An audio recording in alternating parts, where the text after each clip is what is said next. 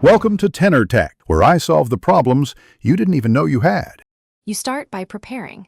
Back up your important files because you will change settings that touch app data. Once done, verify your Android version and enable developer options by tapping build number 7 times, then enable USB debugging if you might use ADB. Next, go to Settings Apps, find the Lock app and note whether it's a system app, a third-party app, or a device admin. These distinctions change the removal method, so identify the package name and admin status now.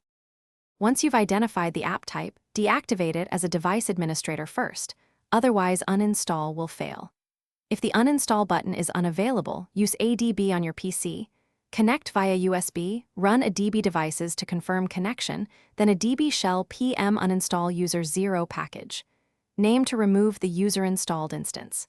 If you prefer on-device steps, go to Settings Apps, Force Stop, Clear Cache and Storage. Then tap Uninstall or Disable. These actions remove active protections and free the package for removal. After uninstall, reboot your device and confirm the Lock app no longer runs. Check Startup Apps and Permissions to ensure nothing persists. If you're locked out or the app resists removal, boot into safe mode to disable third-party apps, or use recovery to perform a factory reset only as a last resort because it erases data.